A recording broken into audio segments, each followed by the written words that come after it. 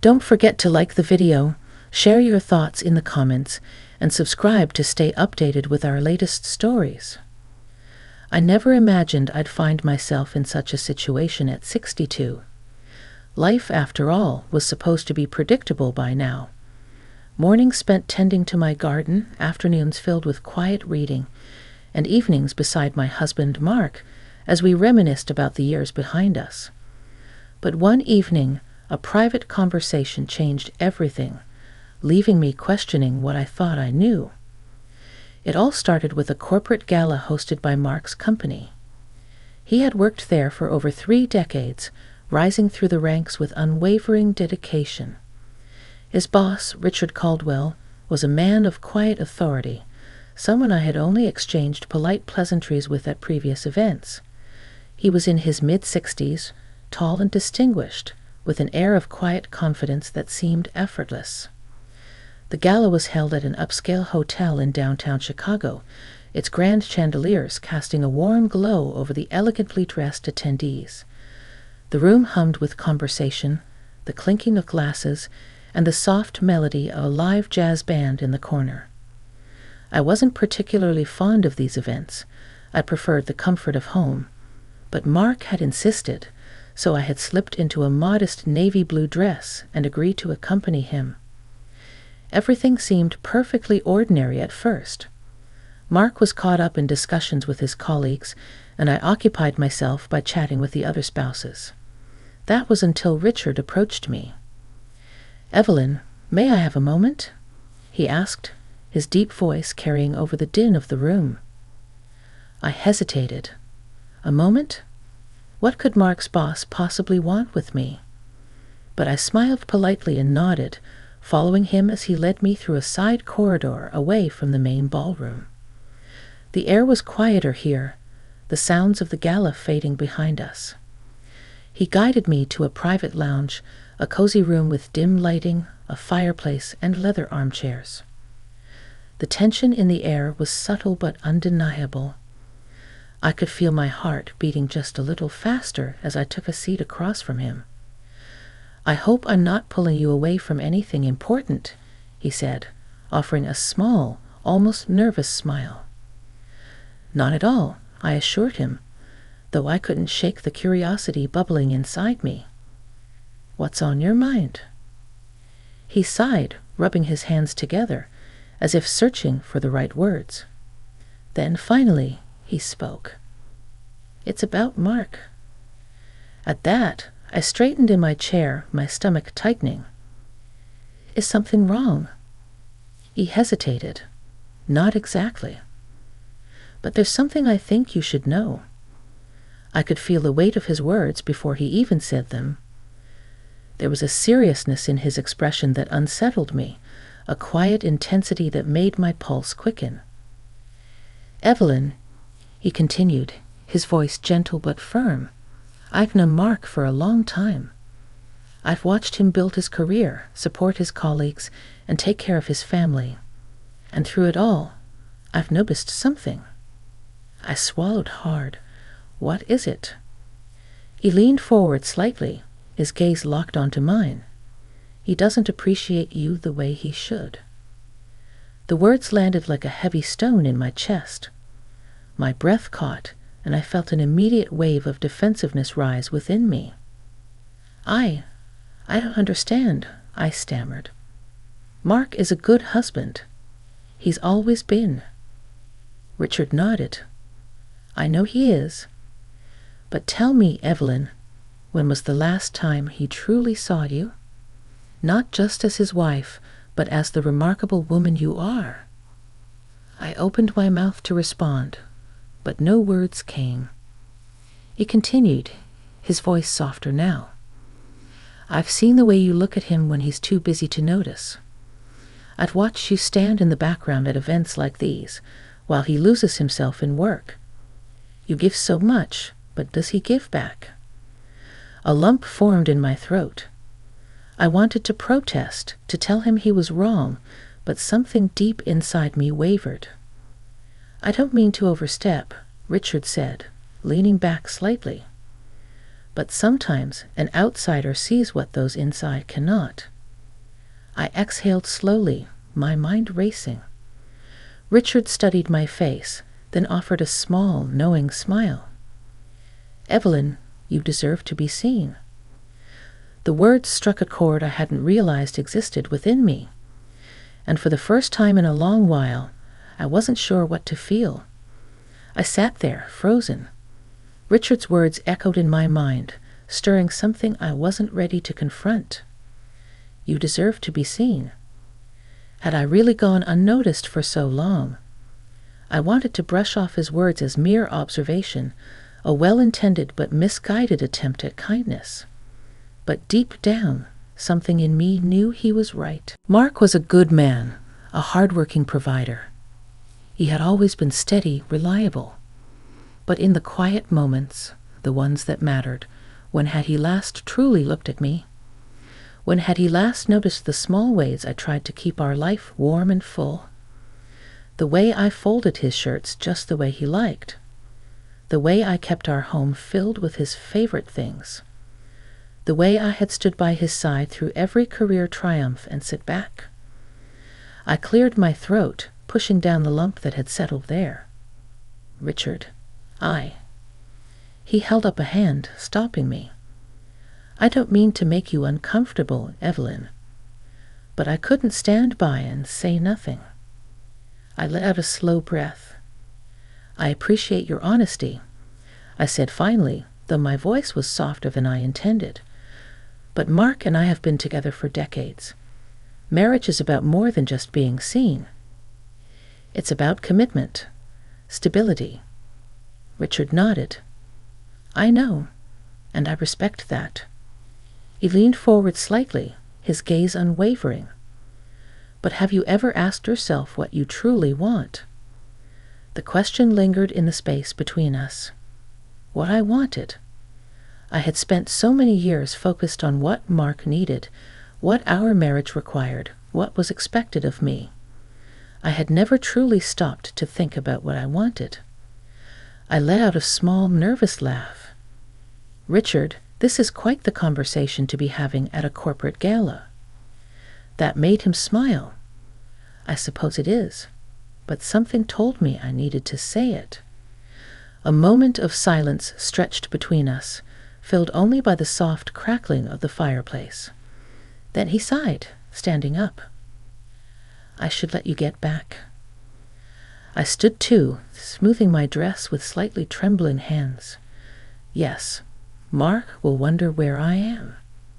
Richard nodded, but there was something unreadable in his expression. "Evelyn, just promise me one thing." I tilted my head. "What's that?" "Don't dismiss what I said. Think about it." I hesitated, then nodded slowly. "All right."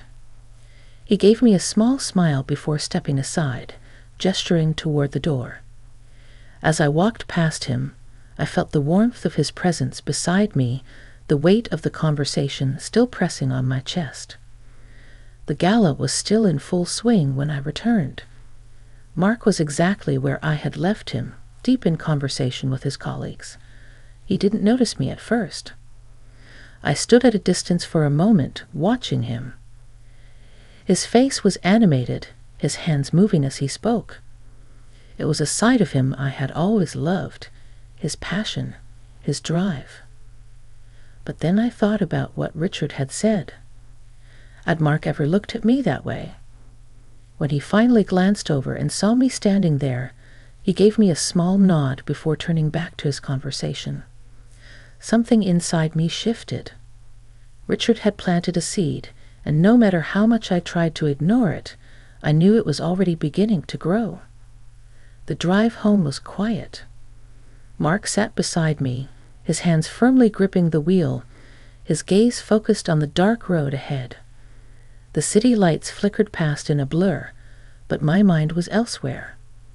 Richard's words still echoed in my head, his voice lingering in a way I couldn't shake. "You deserve to be seen." I stole a glance at Mark. He looked tired, the faintest crease of stress between his brows. We had been married for nearly 40 years, and in that time I had memorized every detail of his face. The sharp lines of his jaw, the way his eyes crinkled when he laughed, the way his lips pressed together in concentration. But when was the last time he had really looked at me? He cleared his throat, breaking the silence. "Did you have a good time tonight?" The question caught me off guard. It was something he asked after every event, every gathering, every dinner party, almost as if out of obligation rather than genuine curiosity. I hesitated before answering. It was interesting. He nodded absently. "Good, good." And just like that, the conversation ended. I turned my gaze back toward the window, watching the city slip away as we moved toward the quiet suburbs. When we got home, Mark did what he always did, took off his jacket, set his keys on the counter, and retreated to his office for one last check of his emails. I stood in the kitchen for a long moment, staring at the empty space where he had just been. I wasn't angry at him. Not exactly. Mark had always been this way, dedicated to his work, steady in his routines. He had given me a good life, a secure life. But Richard's words had unearthed something in me, something I couldn't push back down. I walked to the bedroom and caught my reflection in the mirror. 62 years old. My once auburn hair now carried streaks of silver. Faint lines traced my face, reminders of the years I had lived. But my eyes, they were still the same. And in them I saw something I hadn't noticed in a long time. Loneliness. I had always assumed this was just part of aging, this quiet fading into the background, this gradual slipping into routine. But now, for the first time, I wondered, was it? The next morning, as Mark left for work, he kissed me on the cheek and said, "I'll be home late. There's a big client meeting." I nodded, offering a small smile. "All right, be safe." And then he was gone. I stood in the doorway for a long moment before stepping back inside. Normally, I would fill my day with errands, housework, or gardening. But today, I felt restless. Before I could talk myself out of it, I reached for my phone and dialed a number I never thought I would. Richard answered on the second ring. "Evelyn?" His voice carried the faintest note of surprise. I took a slow breath. "Do you have time for a cup of coffee?" There was a pause. And then softly, "Of course." An hour later, I found myself sitting across from him at a quiet cafe near the lake. The air smelled of roasted coffee beans and fresh pastries, and outside, the autumn leaves danced in the breeze. Richard looked at me with quiet curiosity. "I wasn't sure if I'd hear from you." I stirred my coffee, watching the swirls of cream blend into the dark liquid. "I wasn't sure if I'd call." He nodded, waiting. I exhaled slowly. "I've been thinking about what you said." His expression remained unreadable. And I hesitated, then met his gaze. "You were right." Something flickered in his eyes, something I couldn't quite name. "Evelyn, I'm not saying I regret my life," I interrupted gently. "Mark and I have built something strong, something real. But somewhere along the way, I think I forgot how to want something for myself." Richard leaned forward slightly. "And now?" I swallowed hard. "Now? I don't know." A silence settled between us, filled only by the distant hum of conversation around us. Finally, Richard spoke, his voice quiet. "I just want you to be happy." I looked at him, really looked at him. Here was a man who had no reason to interfere in my life, no reason to say the things he had, except that he had seen something in me that even I hadn't. And suddenly I realized I had a choice to make.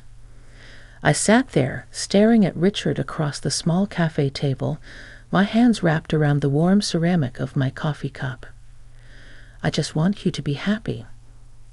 His words hung in the air, heavy yet gentle, like a truth I had been avoiding for far too long. For years, I had told myself that contentment was enough, that security, stability, and loyalty were the pillars of a good life. And they were. But Richard had uncovered something else in me, something I hadn't even known was missing. A need to feel. I took a slow breath, the weight of my thoughts pressing down on me. "Richard, I don't know what to do with all of this." His eyes softened.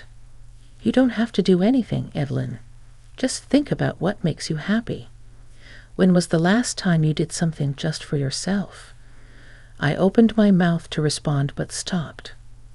When was the last time? I had spent decades ensuring Mark was supported, that his career, his goals, his world remained intact. I had created a life of order, of routine. But what about me? I took a sip of my coffee, the rich, bitter warmth grounding me for a moment. "I don't know who I am outside of my marriage," I admitted, the words surprising even myself. Richard gave me a small, knowing smile.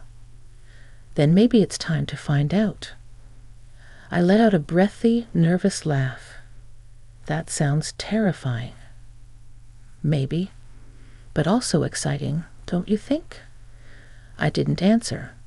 I couldn't, because deep down, I knew he was right. We sat in silence for a while, the world outside moving as it always did. Cars passing, people laughing, the wind rustling the golden autumn leaves. Life didn't pause for reflection. But maybe, for the first time, I needed to. Finally, I set my cup down and met his gaze. "I don't know what the future holds, Richard, but I do know that I need to start living again." A smile tugged at the corner of his lips. "That's all I wanted you to realize." That night, when Mark came home, I was already sitting at the kitchen table waiting. He barely looked at me as he set his briefcase down and loosened his tie. "Long day," he muttered. "I'm exhausted." I watched him for a moment, this man I had built a life with, this man I had loved for decades. And yet, as he moved around the house, there was a distance between us, a chasm I hadn't noticed growing over the years. I took a deep breath. "Mark, can we talk?" He paused, finally glancing at me. "About what?" I swallowed. "About us?" His brows furrowed slightly. "What about us?" I hesitated, then said the words that had been building inside me since last night. "I feel invisible, Mark." He blinked. "What?" "I feel like I've spent years being the wife who supports you, who keeps things running, who makes sure everything in our life stays steady. And I do love you, but somewhere along the way, I stopped being seen." He frowned, clearly caught off guard. "Evelyn, where is this coming from?" I shook my head. "It's been there for a long time. I just never let myself say it out loud." He sat down across from me, rubbing a hand over his face. "I didn't know you felt this way." I studied him carefully. "Did you ever wonder?" He was silent, and in that moment, I realized something painful. Mark wasn't a bad husband. He wasn't cruel or neglectful on purpose. He had simply assumed, as I had, that marriage meant routine. That comfort was enough. That we didn't need to check in on each other the way we once did. But that wasn't living. That wasn't love. Not anymore. "What are you saying?" he finally asked, his voice cautious. I inhaled deeply. "I need to start living for me again." His face paled slightly. "Are you leaving me?" I hesitated, then shook my head. "I don't know what the future holds, Mark, but I do know that I can't keep living like this. And if we want this marriage to survive, something has to change. He looked at me for a long time, and for the first time in years, I saw something flicker in his eyes. Realization. Maybe we had a chance to fix this. Maybe we didn't. But for the first time in decades, I was ready to find out.